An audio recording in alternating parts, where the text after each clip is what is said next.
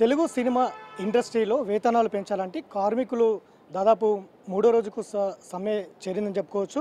ఈ సమ్మె పైన మాట్లాడేందుకు మనతో సిపిఐ సిపిఐ కార్యదర్శి నారాయణ గారు ఉన్నారు. సరేంటి తెలుగు ఇండస్ట్రీలకు సంబంధించి కార్మికులు గత 3 రోజుల నుంచి సమ్మె చేస్తున్నటువంటి నేపథ్యం కనిపిస్తుంది. ఇప్పటికే కొన్ని డిమాండ్ చేస్తున్నారు, వేతనాలు పెంచాలి, చాలా రోజుల నుంచి వేతనాలు లేకుండా అలాగే ఉన్నామని చెప్తా ఉన్నారు.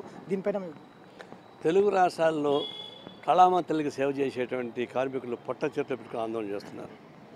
వాళ్ళకంటే డబ్బులు ఎక్కువే కాదు, చాలక వాళ్ళని సానుకూలంగా పరిష్కారం చేసుకోవాలి. ఒకవైపున వందల వేల కోట్ల రూపాయలు ఖర్చు పెట్టి సినిమాలు చేస్తున్నారు. వాళ్ళు ప్రభుత్వం వాళ్ళకి రాయితీలు ఇస్తూ ఉంది, బ్లాక్లో అమ్ముకోవడానికి పర్మిషన్ ఇస్తూ ఉంది. కానీ ఆ డబ్బులు వాళ్ళు 30% అడిగితే తక్కువేం కాదు, ఎక్కువేం కాదు, ఇయ్యచ్చు. ఇంకొంతమంది ఉన్నారు 5 కోట్లు 10 కోట్లు పెట్టి తీసేవాళ్ళు ఉన్నారు. అట్లాంటి వాళ్ళు కొంచెం రాయితీలు ఇవ్వడం అవసరం ఉంటుంది. నా ఉద్దేశం ఏంటంటే రాష్ట్ర ముఖ్యమంత్రి కూడా ఈ బలిసిన ఇండస్ట్రీస్ వాళ్ళని తెప్పించి వాళ్ళతో మాట్లాడుకొని ఫోటోలు తీసుకొని వాళ్ళు ఫోజు కొడుతున్నాడు, నేను కూడా హీరో కావడానికి. కానీ కార్మికులు పిలవండి, ఎవరైతే పొట్ట చేత ఆందోళన వాళ్ళ ప్రతినిధులు ఉన్నారు, వాళ్ళతో మాట్లాడండి, వాళ్ళతో మాట్లాడి ఫోటోలు తీసుకుంటే మీకు మంచిది అని. అట్లాంటి వాళ్ళు ఎంత తీసుకుంటారు? ఒకటి. రెండవది, ఇవి ఒక 10 మంది కుటుంబాలు ఉన్నాయి. మొత్తం పెట్టుబడి వాళ్ళే, యాక్టర్ల వాళ్ళే, దర్శకుల వాళ్ళే, ప్రొడ్యూసర్ల వాళ్ళే, సినిమా థియేటర్లు వాళ్ళవే. కాబట్టి మిగతా 90% మధ్యతరగతి సినిమాలు తీసేటువంటి వాళ్ళు ఏమైపోతారు? వాళ్ళు థియేటర్లు దొరకవు, వాళ్ళకి ఆదాయం రాదు, ప్రభుత్వం ప్రోత్సాహం లేదు. మరి నారాయణమూర్తి లాంటి వాళ్ళు యూనివర్సిటీ సినిమా తీశాడు, అందులో లక్షలాది మంది విద్యార్థులు లీకేజ్ వాళ్ళు ఎంత బాధపడ్డారో, ఎంతమంది ఆత్మహత్య చేసుకున్నారో అవన్నీ తీశాడు. అట్లాంటి జీవితాలు ఉంటే సమాజానికి దాన్ని ప్రోత్సహించవచ్చు. సార్, కొంతమంది చేతుల్లోనే సినిమా ఇండస్ట్రీ ఉంది అనేది అంటున్నారు. ఎవరు సార్ ఆ కొంతమంది పెద్దలు? అందరికీ తెలుసు, నేను చెప్పాల్సిన పనే ఉంది. మ్యాక్సిమం 10 మంది ఉన్నారు, 10 కుటుంబాలు. వాళ్ళ చదువు మొత్తం ఉంది, వాళ్ళే దీన్ని శాసిస్తున్నారు, ముఖ్యమంత్రి కూడా శాసిస్తున్నారు. అందరూ వాళ్ళే ముఖ్యమంత్రి ఫోటోలు తీసుకొని వేసుకుంటున్నారు. అంటే కార్మికులతో మాట్లాడుకోరా? వాళ్ళు పొట్టలను కొట్టేస్తారా? కుదరదు. మళ్ళీ వాళ్ళు ఏం బ్లాక్మెయిల్ చేస్తున్నారు? మేము బాంబే నుంచి తెచ్చుకుంటున్నాం జాగ్రత్త అని బెదిరిస్తున్నారు. అంటే బాంబే నుంచి మీరు రెడ్ లైట్లను తెప్పించుకుంటే నాకే అభ్యంతరం లేదు. కానీ మామూలు వర్కర్స్ కానీ వస్తే వాళ్ళు రానేమో తెచ్చిన వాళ్ళు వాళ్ళ సంగతి తెలుస్తాం, మేము పోరాటం సాగిస్తాం. ఇక్కడున్న కార్మికులు న్యాయం చేకూర్చాలి తప్ప పోటీ కార్మికులు తీసుకొచ్చి పెట్టడం అనేది మేము అంగీకరించే ప్రసక్తి లేదు. స్కిల్ అంటున్నారు, అంటే మన తెలుగు రాష్ట్రాలు లేని స్కిల్లా? సినిమాలు మొత్తం తీయండి, ఏ సినిమాలు హైటెక్లో పోతున్నాయో. కాబట్టి స్కిల్ సంబంధం కానీ బాంబేని తెప్పించుకోవడం కానీ ఇవన్నీ బ్లాక్మెయిల్ చేస్తున్నారు. అలాంటి బ్లాక్మెయిల్ చేసేటువంటి యాజమాన్యాన్ని మేము తీవ్రంగా హెచ్చరిస్తున్నాం. మీరు మ్యాక్సిమం పెద్ద పెద్ద సినిమాలకు 30% ఇవ్వాల్సిందే.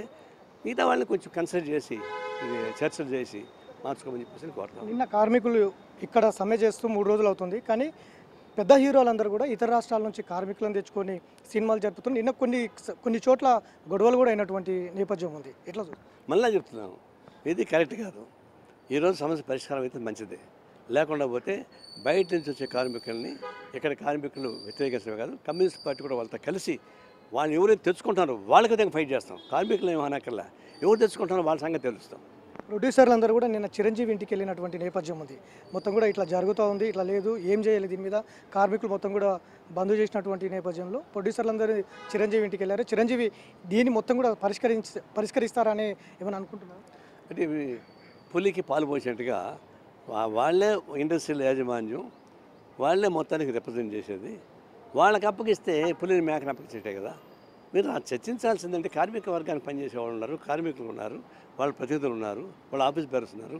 వాళ్ళతో మాట్లాడి పరిష్కారం చేయకుండా మేకలు తినే వాళ్ళకి పుల్లులకి మేకలు అప్లికేషన్ చేస్తే అది కరెక్ట్ కాదు.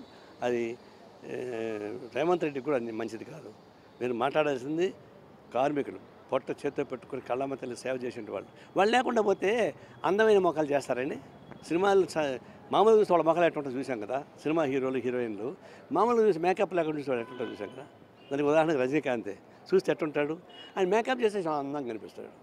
అట్లాంటి మేకప్ చేసే వాళ్ళకి పొట్ల కొడతారా? వాళ్ళు లైట్లు చేస్తే కానీ సినిమా తీయలేవు, షూటింగ్ తీయలేవు. వాళ్ళు ఊడిస్తే కానీ షూటింగ్ తీయలేవు, మేకప్ లేకపోతే షూటింగ్ తీయలేవు. అట్లాంటి వాళ్ళకి అన్యాయం చేస్తే ఎట్లా? వాళ్ళకంతా అన్యాయం చేసి వీళ్ళు థియేటర్లు మొత్తం వాళ్ళని హ్యాండ్ ఓవర్ చేసుకొని మొత్తం గుత్తాధిపత్యంగా ఉండి బ్లాక్లో అమ్ముకోవడానికి పర్మిషన్ తీసుకునేటువంటి వాళ్ళకి రేవంత్ రెడ్డి ఫోటోలు తీసుకొని అంటే అంతకన్నా మీరు సిగ్గు చేయడం ఇంకోట్లేదు. ఒకప్పుడు కడుపు కూట కోసం బ్లాక్ టికెట్లు అమ్ముకునేవాళ్ళు, ఇప్పుడు పెద్ద పెద్ద వాళ్ళకి బ్లాక్లు అమ్ముకుని పర్మిషన్ ఇస్తున్నారు. మీరు కూడా ఒకప్పుడు బ్లాక్ టికెట్ అమ్ముకునే స్థాయికి దిగజారిపోయారా తెలుసుకోవాల్సి వస్తుంది. చిరంజీవిని గతంలో మీరు ఏమన్నారు, ఆయన నిన్న తీవ్ర స్థాయిలో స్పందించినటువంటి నేపథ్యం ఉంది. అది కరెక్ట్ కాదు. నిన్న ఒక ఈవెంట్లో మాట్లాడారు పర్టికులర్గా, పాత వీడియో కాదు, నిన్న ఒక ఈవెంట్లో మాట్లాడారు పర్టికులర్గా. కొంతమంది నన్ను విమర్శలు చేస్తున్నారు, నా మంచే వారికి సమాధానాలు అంటూ కూడా చెప్పారు. వారి మంచో ఏందో మనకు అవసరం లేదు. నేను ఒకప్పుడు వాస్తవమే చెప్పిన, కానీ అపార్థం చేసుకున్నారు. అది క్యాస్ట్ ఫీలింగ్ తీసి అడ్డం పెట్టారు, కాబట్టి నేను క్షమాపణ చెప్పేశాను, అయిపోయింది. ఏమాత్రం విద్యుత్ ఉంటే ఆ పాత వీడియోలు తీసేసేయాలి. మళ్ళీ దాన్ని కొనసాగిస్తే మళ్ళీ నేను కూడా కొనసాగిస్తాను కదా, నాకు చేత కదా. అందువల్ల ఇప్పటికైనా ఆయన విద్యతో ఆ పాత వీడియోలు తీసేయమని, ఎందుకంటే నేను క్షమాపణ చెప్పాను కాబట్టి తీసేయమని చెప్తున్నా. తీయకపోతే ఆయన విద్యతకి వదిలేస్తాను. ఓవరాల్ సినిమా ఇండస్ట్రీ పైన, తెలుగు రెండు రాష్ట్రాల్లో సినిమా ఇండస్ట్రీ పైన సిపిఐ కమ్యూనిస్ట్ పార్టీగా మీ డిమాండ్స్ ఏంటి? కళామ తల్లికి సేవ చేసే కార్మిక వర్గం పక్షాన మేము నిలబడతాం. వాళ్ళ ఆందోళనలో మేము కూడా పాల్గొంటాం, వాళ్ళతో మద్దతు ఇస్తాం. వాళ్ళ సమస్య పరిష్కారం అయిన వరకు మా ఆందోళన కొనసాగిస్తామని హెచ్చరిస్తా ఉన్నాం. సో ఇది సినిమా కార్మికుల వైపుకు భారత కమ్యూనిస్ట్ పార్టీ నిలబడుతుంది. వారి సమస్యల పరిష్కారం కోసం ముఖ్యమంత్రి నేరుగా చొరవ చూపాలి.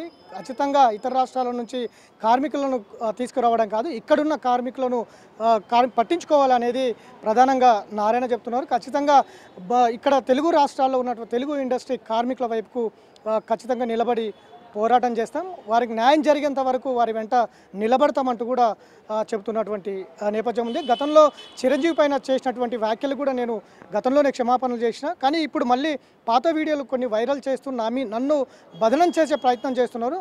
దాన్ని ఆ వీడియోలను నిలువరించాలి, లేదంటే మళ్ళీ నేను యాక్షన్లోకి దిగవలసి ఉంటుంది అనేది కూడా నారాయణ హెచ్చరికలు చేస్తున్నటువంటి నేపథ్యం అయితే కనిపిస్తోంది. Video journalist Goustav Venkat, Big TV, Hyderabad.